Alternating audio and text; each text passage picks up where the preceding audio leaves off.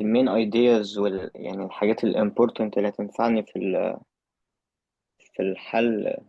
هتعرف ازاي؟ انت دلوقتي بتقول لي نظري، انت هتعرف ازاي الايدياز دولت بيبقى مهمة؟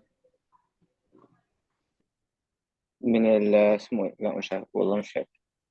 اوكي، بدل ما نفتي يقول لي انت مش فاكر ولا مهملها. انا مش فاهم يعني، كل حد عامل نفسه فاهم.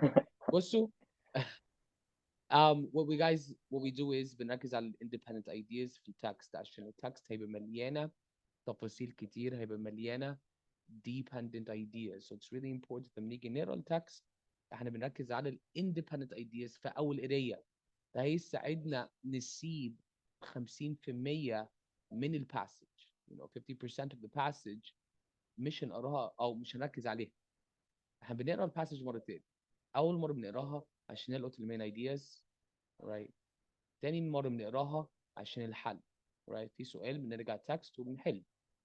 never never never solve for memory. اللي هيقول لك بقى مش لازم تقرا الباسج، مش لازم تعمل وتنيل وي ده بيدل. مفيش حاجه اسمها ما اقراش الباسج. انا بقرا الباسج، اي حد بيجيب فوق 600 بيقرا الباسج. بس التشيك بقى، انا بقرا كل حاجه بس ما بركزش على كل حاجه.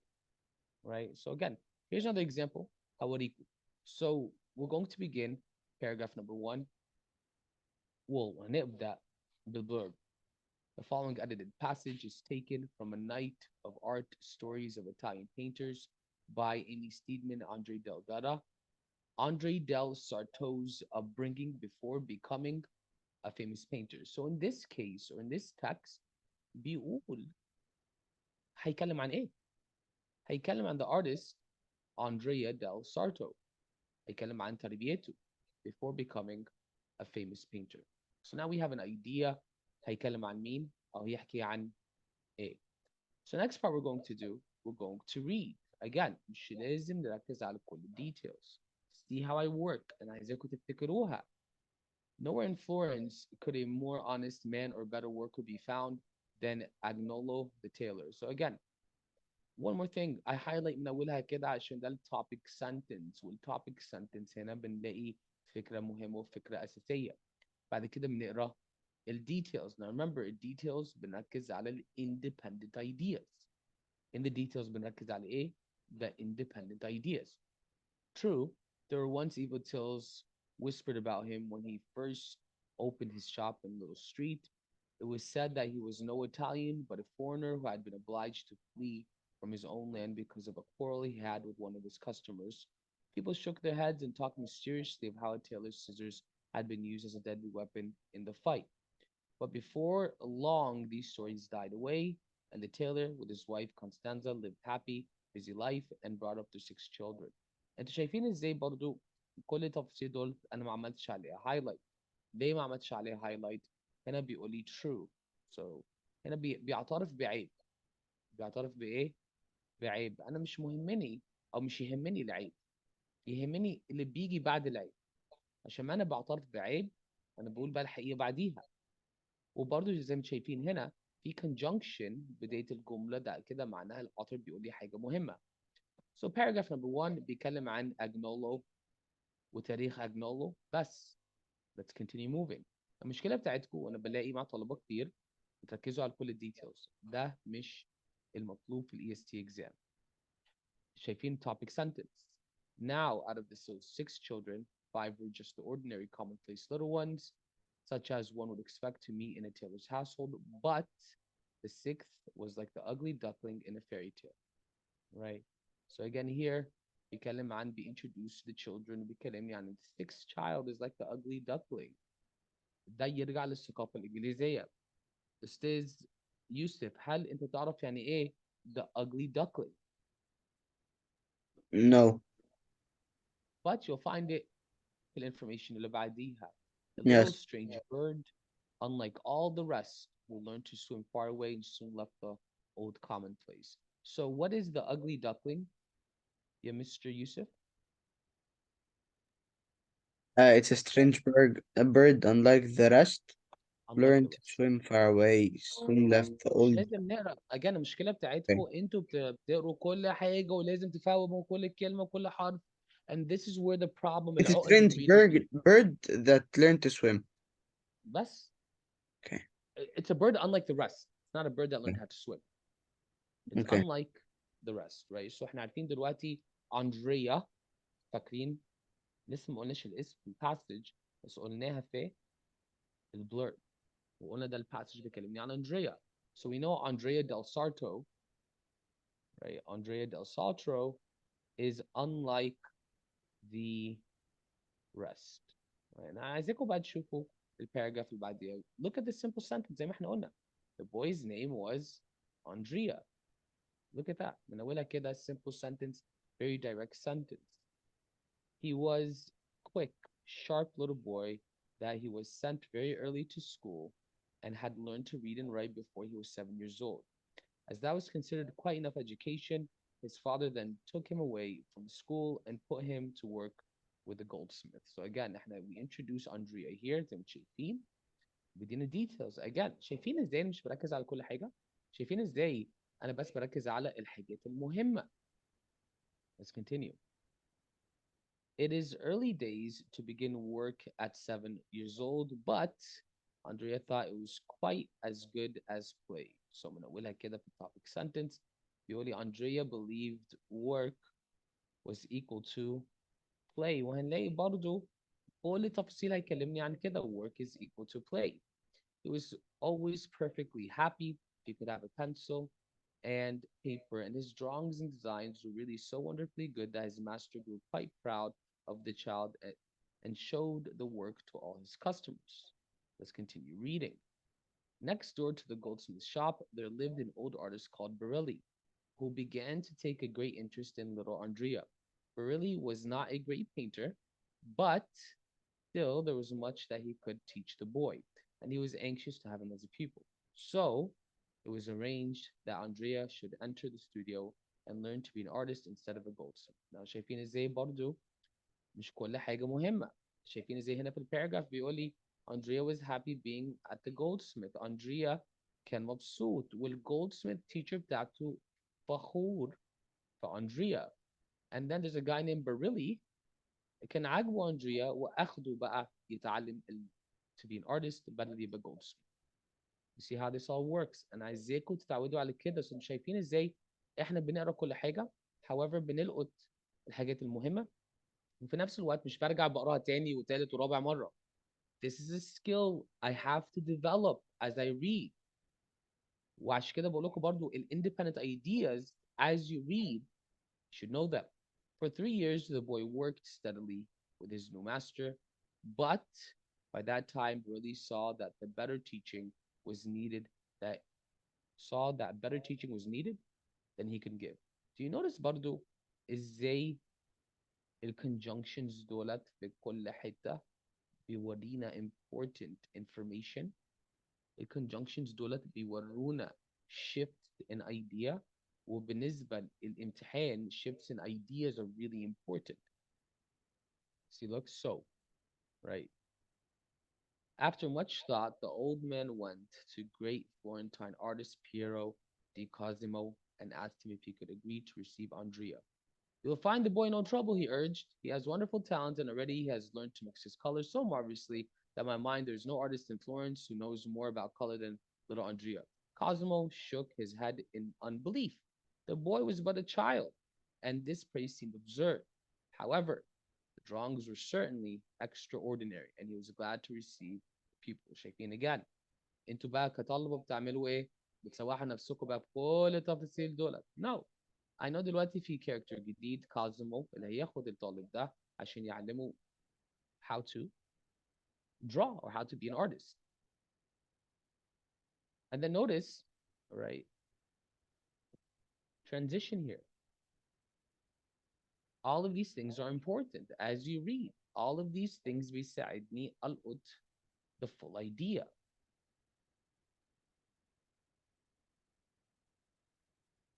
But little by little, as Cosmo watched the boy work, his unbelief vanished and his wonder grew until he was fond and proud of his pupil as the old master had been. He handles his colors as if he had 50 years of experience, he would say proudly. Okay, that's all I need to know. مفيش حاجة جديدة بيقولها لي على فكرة. Andrea is a professional artist. And truly, the knowledge of drawing and coloring seemed to come to the boy without any effort. Not that he was idle or trusted to chance. He was never tired of work, and his greatest joy on holidays was to go off and study the drawings of the great Michelangelo and Leonardo da Vinci. Often he would spend the whole day copying these drawings with the greatest care, never tired of learning more and more. Let's zoom out, right? Do you see how التكست ده عايز اقول لكم 50% من التكست مهم، 50% لازم افهمه ومش اكتر. شايفين الاصفر دولت التوبيك sentences or اللي بنقول عليها main ideas.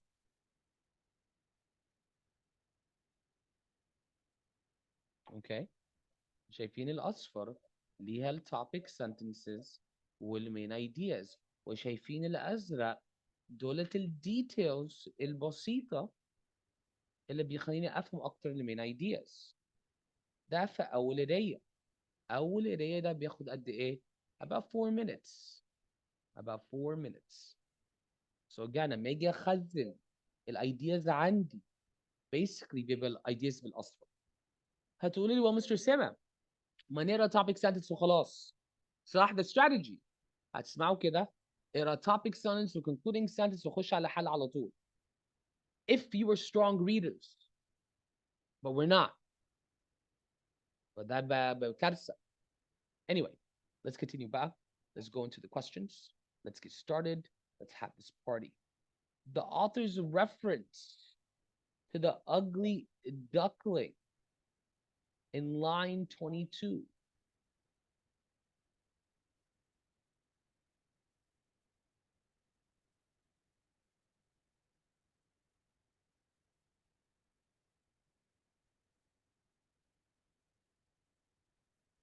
If the auto is going on my laptop, it's acting crazy right now.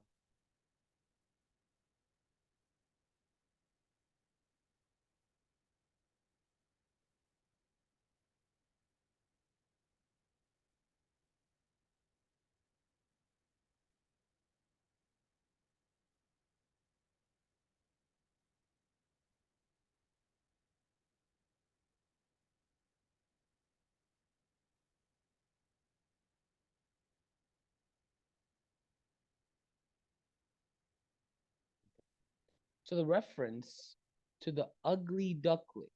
Now again, let's go here. بيقول لي ايه عن ugly duckling? When we say the ugly duckling, what does it say? We say the sixth was like an ugly duckling. The sixth was like the ugly duckling. Let's paste it right here.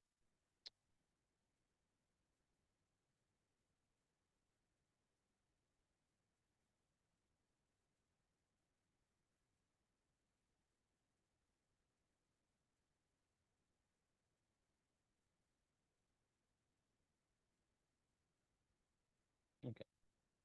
The sixth was like the ugly duckling. What is that? A simile? A metaphor? Onomatopoeia? Personification? Mrs. Jenna, microphone شغال?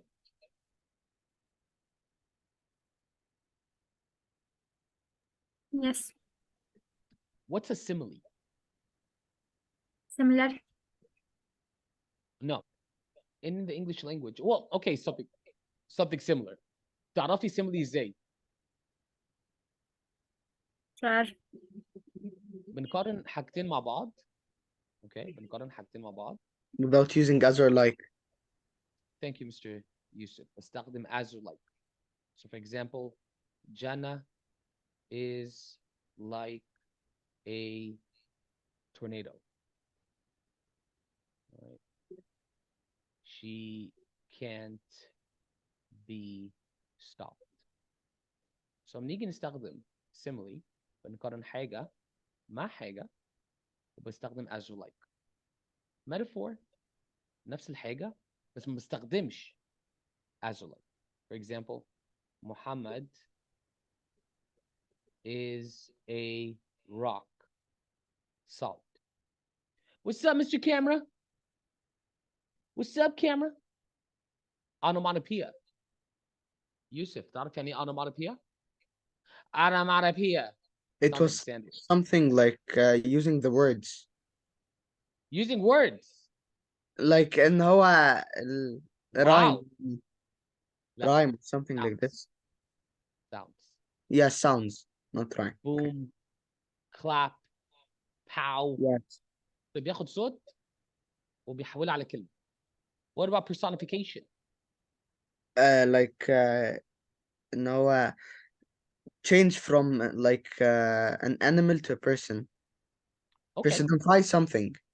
Yeah. So تدي تفاصيل human Yes. to something not human. For example, the wind was howling. That's a personification. طبعا الwind مش بيحول. howl يعني يزعق. Right? يعمل صوت عالي. Obviously the wind is not howling.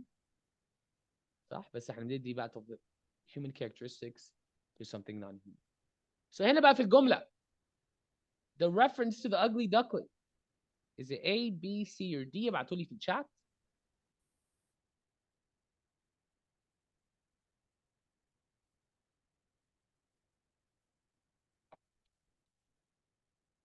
محمد جنى. Very good job. يوسف نجار ما بيحبش يسمع الكلام. يا عم يوسف ابعتها لي على co-host. But you ازاي يوسف؟ The sixth was like the ugly duckling. صح؟ What do you see? Yeah بالظبط. You see stimuli. انت بتقولي metaphor عشان هو بيقول الراجل زي البطة. صح؟ You got to see it. عشان كده نيجي نرجع نقرا التكست تاني. Let's continue to question number 34. So says Muhammad.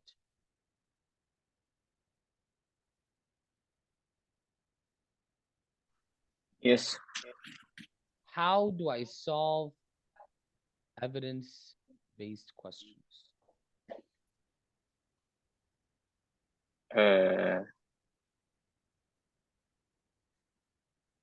Number 34 with 35. Young Andrea was most content with. أحل بقى 34 35 ازاي؟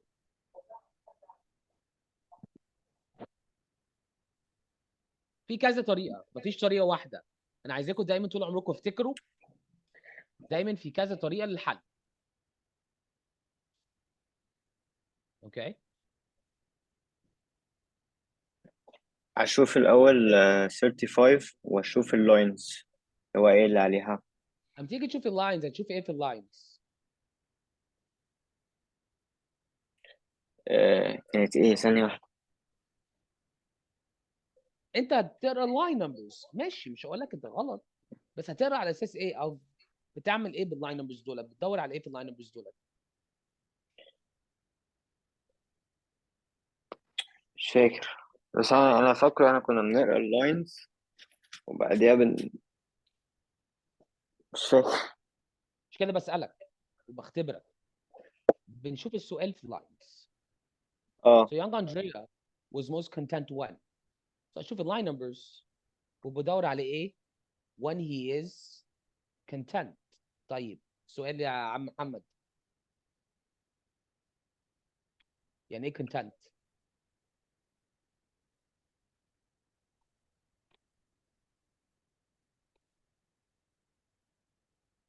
يعني إيه content؟ تعرفش. جنى يعني إيه content؟ يوسف يعني إيه content؟ حد يقول لي. Content يعني حاجة بتاعت حاجة يعني. مش content. content. ده حاجة وده حاجة. نفس السبيلنج. اوكي. yeah.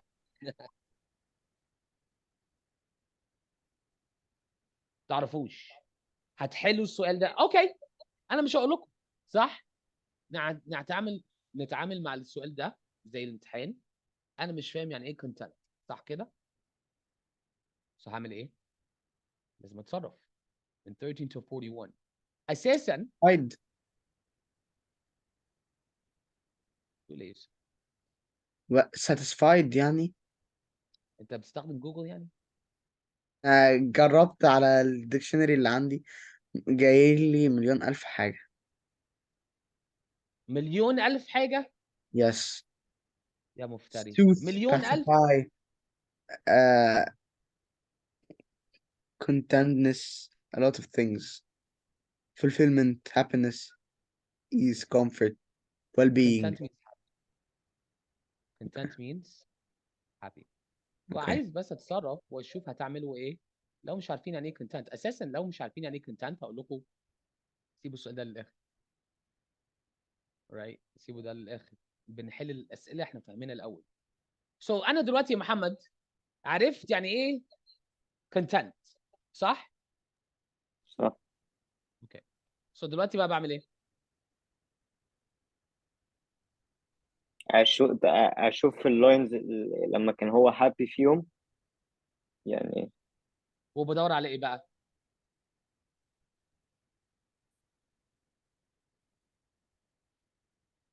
ايه ده؟ انا بشوف اللاين نمبرز. انا هدور على ايه في اللاين نمبرز؟ اللاين هو نمبرز لازم ايوه يقول لي ايوه، ايه؟ اي واحد هو كان هابي فيهم. when he صح. is happy. ايوه. I'm looking في اللاين نمبرز دول، وممكن يبقى في اكتر من واحد. افهموا كده. السؤال اللي قبليه بيساعدنا بقى ن identify which one. بس المهم I'm looking for when Andrea was happy. So we identify 1, 2 or 3 pieces of evidence. ابعتوا لي في الشات الاول number 35 ايه هو الافيدنس اللي قدامكم اللي هتقولوا عليها ده عاجبني. يلا.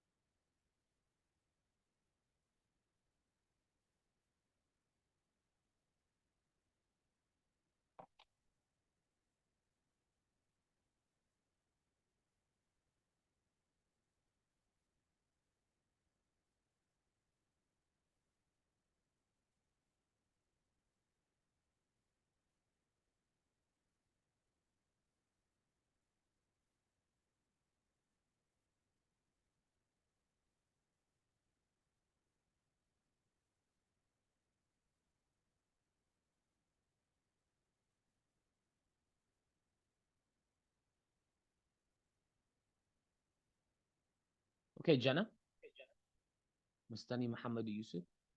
يوسف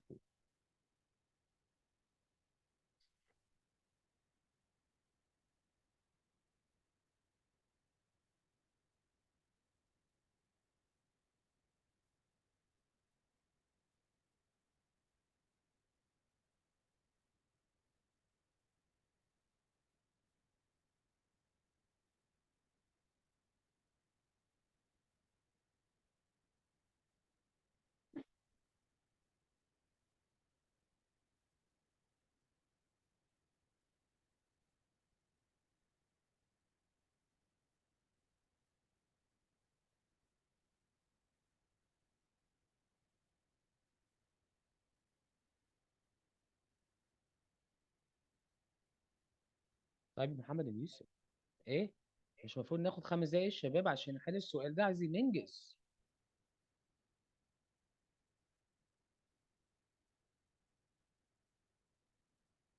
طيب جنى، مايك، مايك بليز، مايك بليز. يس. اوكي. طيب قلت لي اجابه ايه صح؟ So one thing اللي عايزين نعملها لما نيجي نقرا الايفيدنس right نشوف اجابه ايه 13 till 17. So بيقول لي من 13 till 17 صح؟ ليه بقى بتقول لي 13 till 17 بقى؟ عشان هو قال هنا live a happy، فهو هنا Who معناه lived a happy busy life? Toiler Who? and his wife. Yeah. So السؤال اللي بيسألني على مين؟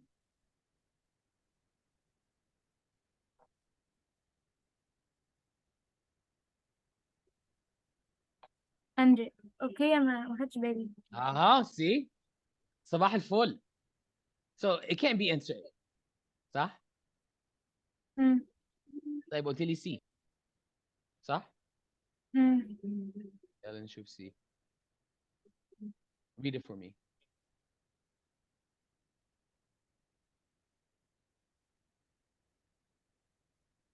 مش هنقرا؟ نقرا.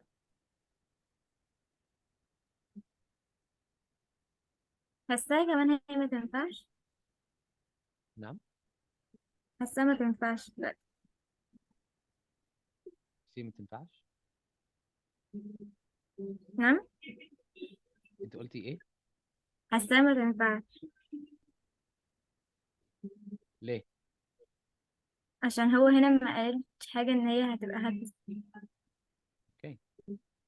So فضلنا B و D. صح؟ مم. ايه رأيك بقى؟ ما تنفعش فيه برضه ان هي ما قالتش حاجة. اوكي. What about D؟ مش باقي كده. ماليش دعوة، ده مش معناه ده صح.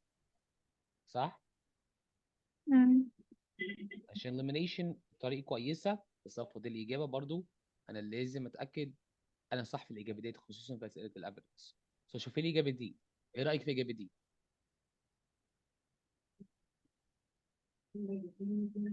حاساها تنفع شوية.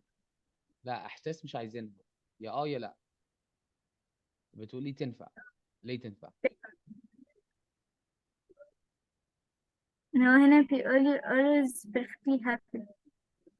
He's always perfectly happy. ومين هو هي؟ Andre.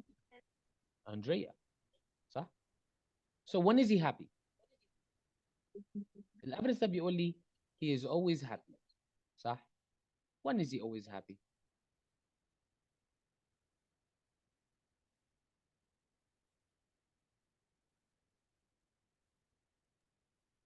When he is drawing and design. When he is drawing. صح؟ When he's drawing and when he is designing. صح كده؟ طيب نرجع السؤال اللي قبليها بقى. لما يجي اقرا الافيدنس I identify the answer before I check number 34. So let's go to 34. Which answer says that بقى؟ ابعتوا لي في الشات. Which answer tells us he is happiest when he's drawing and designing?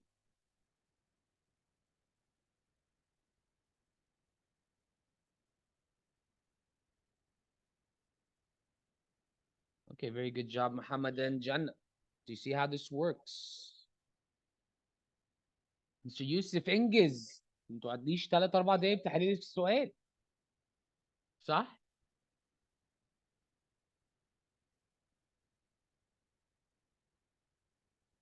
عم يوسف بقى. I'm trying مش فاهم مش عارف. ليه مش عارف؟ بتعمل نعم. elimination؟ Yes. eliminate. ابدأ. ايه اللي ملهاش علاقة بالdrawing and designing؟ First and second and third. I don't know how. Studying at school, no. Reading and writing, no. Among his family, no. Surrounded by pencils and papers. What do you draw with? What do you design with? Oh, Pencils okay. and papers. وبرضه هنا Yeah. برضه you can have a pencil and paper عشان بس تعرفوا بتقولي لي دغري هنا. Right. All right, guys. We're gonna wrap up class دلوقتي. mock test بكرة الصبح ننزلها لكم. Writing mock test, advanced test. I think أعتقد رقم 8. So that's gonna help us with the writing bit. Any questions before we go? You got anything? Just out. Bye.